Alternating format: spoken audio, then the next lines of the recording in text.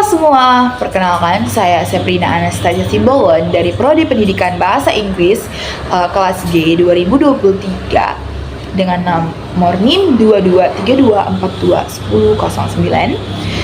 Pada video kali ini saya akan menjelaskan dan mempresentasikan bab 6, yaitu Pancasila sebagai sistem etika. Oke, kita ada 5 pokok pembahasan. Yang pertama, pengertian etika dan etika politik di Indonesia. Yang kedua, ada Pancasila sebagai sistem etika. Yang ketiga, Pancasila sebagai etika politik di Indonesia. Yang keempat, dinamika dan tantangan Pancasila sebagai sistem etika. Dan yang kelima, ada makna dan aktualisasi sila-sila Pancasila dalam kehidupan bernegara. Oke, yang pertama, pengertian etika. Etika adalah cabang filsafat yang membahas nilai moral yang menentukan baik dan buruk dalam tindakan manusia. Nah, dalam konteks politik, etika mengatur perilaku individu dan institusi dalam menjalankan pemerintahan serta membangun hubungan yang adil antara negara dan rakyatnya. Etika politik di Indonesia harus berlandaskan nilai-nilai Pancasila agar mencerminkan prinsip keadilan, demokrasi, dan kesejahteraan bersama. Selanjutnya, Pancasila sebagai sistem etika. Nah, Pancasila sebagai sistem etika ini memberikan pedoman moral dalam kehidupan bernegara.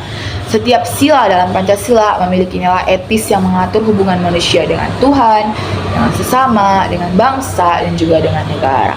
Sistem etika itu sendiri, Pancasila menanamkan nilai kejujuran, tanggung jawab, gotong royong, dan keadilan sosial. Pancasila dan perlunya sebagai etika politik Indonesia. Pancasila sebagai sistem politik diperlukan untuk menjaga stabilitas demokrasi dan membangun pemerintahan yang berintegrasi. Nilai-nilai dalam Pancasila seperti musyawarah, persatuan, dan keadilan sosial menjadi landasan dalam penyelenggaraan negara yang bersih, adil, dan bertanggung jawab. Dan dalam praktiknya, etika politik berbasis Pancasila menolak korupsi, nepotisme, serta penyalahgunaan kekuasaan. Oke, selanjutnya dinamika dan tantangan Pancasila sebagai sistem etika. Meskipun Pancasila telah dijadikan sistem etika, masih terdapat berbagai tantangan dalam penerapannya, yaitu peningkatnya pragmatisme politik, penyalahgunaan kekuasaan, dan ketimpangan sosial. Dan selain itu juga, pengaruh globalisasi dan perkembangan teknologi juga membawa tantangan baru dalam mempertahankan nilai-nilai Pancasila dalam kehidupan politik dan sosial. Dan oleh karena itu, diperlukan penguatan karakter bangsa agar nilai-nilai Pancasila tetap menjadi pedoman dalam berkehidupan negara. Oke, selanjutnya makna dan aktualisasi sila-sila Pancasila. Yang pertama yaitu ketuhanan yang Maha Esa, menghormati kebebasan beragama, dan menjalankan kehidupan bernegara yang menjunjung nilai spiritual. Yang kita tahu di Indonesia yaitu mewajibkan setiap bangsa memiliki hak agama dan memeluk agamanya masing-masing. Yang kedua, kemanusiaan adil dan beradab, mengedepankan keadilan, kemanusiaan, dan hak asasi manusia dalam setiap kebijakan negara.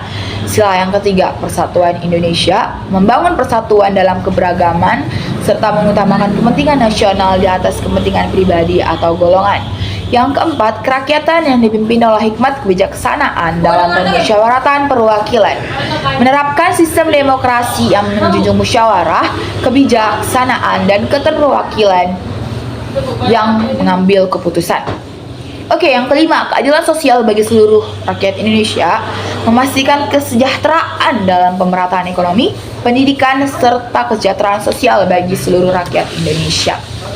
Oke, kesimpulan untuk video kali ini yaitu Pancasila sebagai sistem etika memberikan pedoman moral bagi kehidupan berbangsa dengan nilai-nilai yang menekankan kejujuran, keadilan, demokrasi, dan persatuan. Dan sebagai etika politik, Pancasila diperlukan untuk membangun pemerintahan yang bersih dan berintegrasi.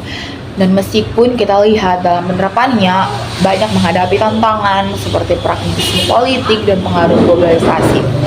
Oleh karena itu, aktualisasi nilai-nilai Pancasila dalam berbagai aspek kehidupan harus terus diperkuat agar tetap relevan dalam menjaga stabilitas, keadilan, dan persatuan bangsa kita. Oke, sekian video yang dapat saya jelaskan pada kali ini tentang bab kali ini.